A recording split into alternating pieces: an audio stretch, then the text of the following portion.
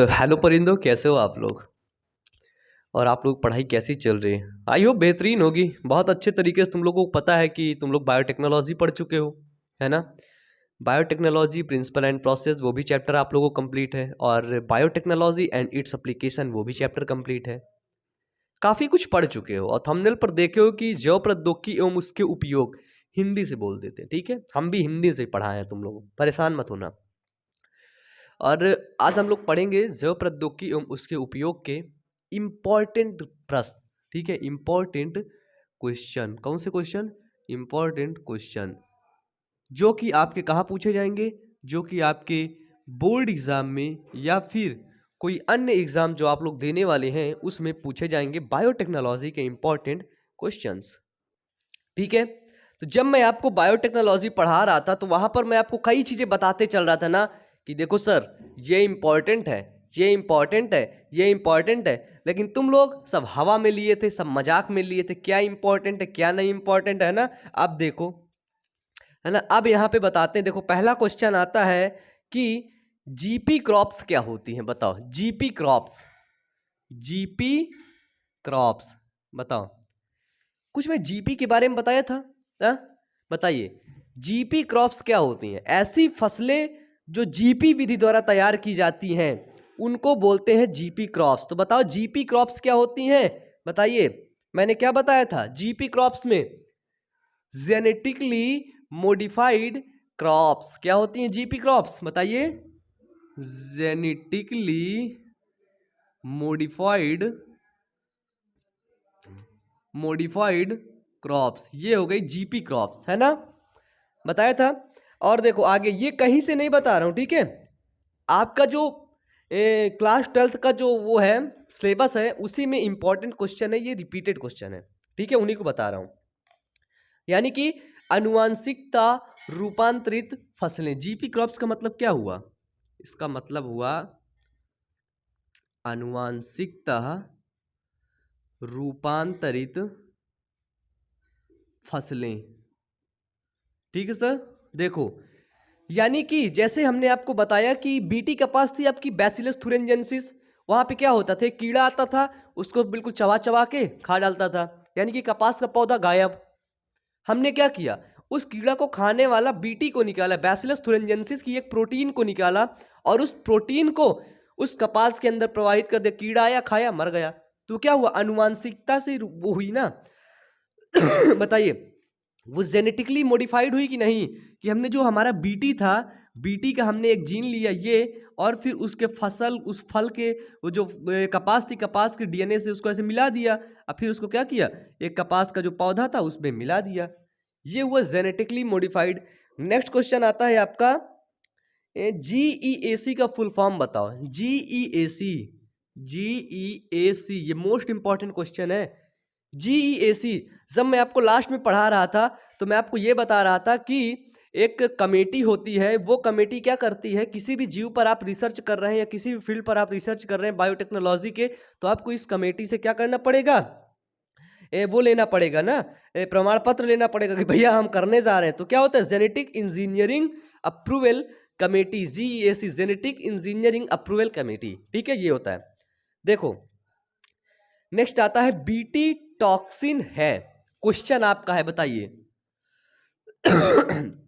Sorry, क्या है, BT toxin है, बता सकते हो? जो बीटी टॉक्सिन उससे निकल रहा था, बैसिलस थुरिनजेंसिस से जो बीटी टॉक्सिन निकल रहा था वो क्या है? चार ऑप्शन दिए गए हैं।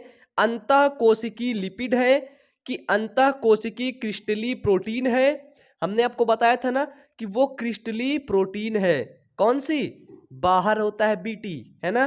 फिर ग नंबर आता है बाह्य कोशिकीय क्रिस्टलीन प्रोटीन की लिपिड, बिल्कुल सही, ग नंबर सही है। बीटी टॉक्सिन क्या होता है, बाह्य कोशिकीय क्रिस्टलीय प्रोटीन। बीटी टॉक्सिन क्या होता है, याद रखना, बाह्य कोशिकीय, बाह्य कोशिकीय क्रिस्टलीय प्रोटीन। ठीक है, बीटी टॉक्सिन क्या होता है, बाह्य कोशिकीय क्रिस्टलीय प्रोटीन होता है। नेक्स्ट क्वेश्चन आपका आता है, नेक्स्ट क्वेश्चन आता है जीनी अभियांत्रिकी से प्राप्त होता है। ठीक है, चार ऑप्शन आपके पास दिए गए हैं, पूछा गया है कि जीनी अभियांत्रिकी से प्राप्त होता है। जो जीनी अभियांत्रिकी है उससे क्या प्राप्त होता है? 4 ऑप्शन दिए गए हुए हैं। ग्लूकोज, क्या हमको जीनी अभियांत्रिकी करके ग्लूकोज प्राप्त होता है? बिल्कुल नहीं। फिर गेहूं, क्या हमने इस बायोटेक्नोलॉजी में गेहूं का जिक्र हुआ है कि जीनी अभियांत्रिकी से गेहूं प्राप्त होता है? बिल्कुल नहीं। फिर आता है मक्का, क्या हमने मक्का का जिक्र हुआ है? मक्का का जिक्र एक जगह हुआ है। कहां पर हुआ है? जो एक जीव होता है मक्का छेदक, वो क्या करता है? मक्का छेदक को खा जाता है। उसका कौन सा प्लाज्मिड होता है बताइए? मैंने आपको वहां पर पढ़ाया था कि जो मक्का छेदक टीआई प्लाज्मिड है, मक्का छेदक जो जीव है है ना, वो कौन सा है? वो आप लोग नीचे बताएंगे। तो जीनी अभियांत्रिकी से हमको क्या प्राप्त होता है? तो वो प्राप्त होता है गोल्डन राइस, यानी कि सुनहरा चावल। ठीक है, जीनी अभियांत्रिकी से अपने को गोल्डन राइस प्राप्त होता है। गोल्डन राइस, सुनहरा चावल अपन लोगों को प्राप्त होता है। ठीक है। नेक्स्ट क्वेश्चन आता है, एडीए का पूरा नाम बताओ। बिल्कुल बिल्कुल झकास सा क्वेश्चन। एडीए का पूरा नाम बताओ। Adenosine deaminase. क्या होता है? Adenosine deaminase. बताइए, क्लियर है ना? एडीए का फुल फॉर्म पता है ना? एडिनोसिन डी एमिनेज, ये पूछ लिया जाता है। ठीक है, देखो ये सारी चीजें ना, एक एक चीजें हमारी जो बायोटेक्नोलॉजी वहां पर इंपॉर्टेंट थी, तो सारी चीजों को रिकॉल करना है, नोट्स को एक बार दो बार हमको पढ़ना है। ठीक है, चलिए फिर देखो, बहुत अच्छा सा क्वेश्चन पूछा गया है कि बीटी कपास में कीटनाशक के रूप में एक प्रकार का होता है। जो बीटी कपास थी, बीटी कपास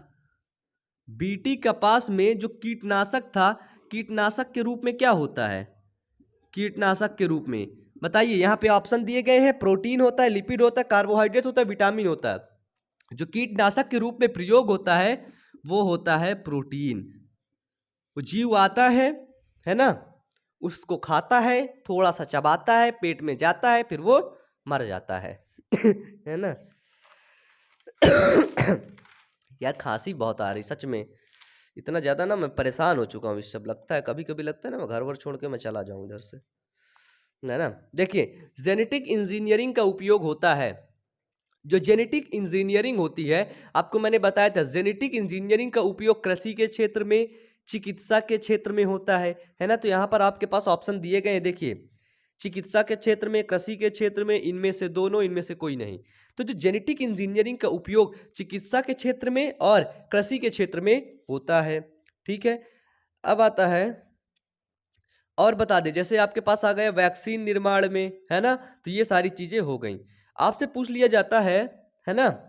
इसी तरह क्वेश्चन जो आपको घुमाते फिराते रहते। देखो ये क्वेश्चन है 2019 में पूछा था, थोड़ा सा लॉन्ग क्वेश्चन है, आपको पढ़ के बताए दे रहा हूं। ठीक है, इन सभी चीजों को रिकॉल करना है आपको। पूछा गया है कि जैव प्रौद्योगिकी की परिभाषा लिखिए। किसकी परिभाषा बोल रहा है? जैव प्रौद्योगिकी की परिभाषा लिखिए। और पूछा जा रहा है जैव प्रौद्योगिकी की परिभाषा लीजिए, 2 क्षेत्रों का केवल नाम लिखिए जहां इस तकनीक का उपयोग मानव कल्याण के लिए होता है। यहां से एक उत्तर मिल गया हमको कि जैव प्रौद्योगिकी का उपयोग मानव कल्याण के रूप में होता है। तो जैव प्रौद्योगिकी की बोल रहा है परिभाषा लिखने को, और ये पूछ रहा है कि ऐसी तकनीक के बारे में बताइए जहां पर इसका उपयोग मानव कल्याण के रूप में होता है। तो आपके एनसीईआरटी ने क्या लिखा है कि जैव प्रौद्योगिकी में उन तकनीकों का उपयोग किया जाता है जिसमें जीवधारी या फिर उनसे प्राप्त एंजाइम का उपयोग करके मानव कल्याण के उपयोगी उत्पाद के निर्माण में किया जाता है, वही होता है जैव प्रौद्योगिकी। उदाहरण क्या है? उदाहरण है जैसे कृषि के क्षेत्र में हमने गोल्डन राइस बना लिया, बीटी फसल बना लिया, फ्लेवर सेवर टोमेटो बना लिया, है ना, फ्लेवर सेवर टमाटर बना लिया। फिर आता है चिकित्सा के क्षेत्र में हमने किया, मेडिसिन बनाया, हीरोडिन बनाया, है ना, बहुत ढेर सारी चीजें बायोटेक्नोलॉजी की मदद से आज आप लोग देख रहे हैं हम लोग कितना आगे जा रहे हैं, और दिन का दिन ना अपन लोग बहुत आगे जाएंगे। सोचो जब डीएनए की कोडिंग हम लोग पढ़ लेंगे ना, तो हमें सारी चीजें पता चल जाएंगी कि कौन सा डीएनए क्या बनाता है। तो हम जाएंगे और बायोटेक्नोलॉजिस्ट के पास बोलेंगे देखो हम एक बच्चा पैदा करने के लिए सोच रहे हैं और हमारे बच्चे की आंखें बिल्कुल ऐश्वर्या राय जैसी होनी चाहिए और हमारे बच्चे की लंबाई बिल्कुल मेरे जैसी होनी चाहिए और उसका चेहरा इनके जैसा होना चाहिए, है ना। ऐसे बोलोगे तो बायोटेक्नोलॉजी सब लिख लेगा, बोलेगा ठीक है जाओ। फिर वो जाएगा उसके डीएनए के साथ खेलेगा और बिल्कुल वैसे ही करके बिल्कुल एग्जैक्ट उसको ऐसे बना देगा, क्योंकि हमने डीएनए के कोडॉन्स को पढ़ लिया। डीएनए के न्यूक्लियोटाइड्स में जो क्रम है, जो बेसिस है, जो उन चीजों का निर्माण करते हैं, हमने उसको पढ़ लिया और उसमें सुधार कर दिया। वो चीजें ऑब्वियसली बदल गई, है ना। तो ये होता है। ये देखो एक क्वेश्चन आता है, एलिसा का पूरा नाम लिखिए, इसे किस रोग की पहचान के लिए किया जाता है। तो हमेशा याद रखना जो एलिसा होता है ना, enzyme linked ELISA, ELISA ELISA का होता है प्रयोग एड्स के लिए, ठीक है। Enzyme linked immunosorbent assay, enzyme linked immunosorbent assay, ठीक है। एंजाइम लिंक्ड इम्यूनोसॉर्बेंट एसे, ये इंग्लिश में भी यही लिखोगे, हिंदी में यही लिखोगे, ठीक है। चलिए और क्या बोल रहा है, और बोल रहा है बाई पेरेसी क्या है, टिप्पणी लिखिए। बहुत अच्छा चीज पूछ लिया, बताओ। पूछ रहा है आपसे कि बाई पेरेसी क्या है सॉरी, है ना। पूछ रहा है आपसे बाई पेरेसी क्या है। बाई पेरेसी पर आप लोगों से टिप्पणी के लिए बात कर रहा है कि भैया बताओ बाई पेरेसी क्या। जब मैं वहां पे आपको बता रहा था तो बता रहा था ना, ऐसे कुछ कोई चोरी करके ले जाता है, आपने मेरा लेक्चर चुराया, फिर मैंने आप पे केस कर दिया, है ना। तो यही होता है बाई पेरेसी। देखिए आपको एनसीईआरटी स्लाइड एक दिख रही होगी और दिया जा रहा है, देखो कितनी बार ये पूछा जा चुका है। तो ये बहुत ज्यादा इंपॉर्टेंट क्वेश्चन है ठीक है। खांसी आ रही, बहुत जल्दी ठीक हो जाएगी। अब देखो बाई पेरेसी क्या है, लिखा गया है कि मल्टीनेशनल कंपनी व दूसरे संगठन द्वारा किसी राष्ट्र या उससे संबंधित लोगों से बिना अनुमोदित व क्षतिपूर्ति भुगतान के जैव संसाधनों का उपयोग करना बाई पेरेसी कहलाता है। आपके यहाँ अदरक, लहसुन, ये सारी चीजें हो रही हैं, आंवला, है ना, आप उसे अपने नाम से चुरा ले गए और उसे पेटेंट करवा लिए, ठीक है। उस पर रिसर्च कर रहे हैं, ना किसी को टैक्स, ना कुछ नहीं दे रहे, ये होता है बाई पेरेसी। तो इसके लिए अब क्या हो गया है, जीएसी आ गए इंडिया में है ना। इसके लिए क्या हो गया, इसके लिए एक्ट बन गए हैं, पेटेंट का एक्ट बन गया। कोई एक्ट पेटेंट करवाता है तो उसके खिलाफ ना केस वेस हो सकता है। अब देखो नीचे क्या लिखा गया है, किसी चुराई हुई जानकारी का पेटेंट देना नियम विरुद्ध है, ठीक है। तो यहाँ पे क्लियर हो गया कि किसी चुराई हुई जानकारी को पेटेंट देना नियम विरुद्ध है और यह चोरी मानी जाती है। अमेरिका द्वारा दिया गया पेटेंट बाई पेरेसी के अंतर्गत आता है ना। अमेरिका ने पेटेंट करवाया, वो इसके अंतर्गत आता है, बाई पेरेसी के अंतर्गत, क्योंकि उसने किसी देश का कुछ चुरा लिया था। हमने आपको बताया था क्या चुराया था, हमारे यहाँ का बासमती चावल। बासमती किसके लिए फेमस है, अपने आकार के बेस पर, अपने स्वाद और महक के बेस पर फेमस है वो दुनिया भर में। और बासमती का जिक्र ना अपन लोगों के पुराण में, वो पुराण में, है ना, बहुत पहले भगवत गीता में, हर जगह उसका ना जिक्र है।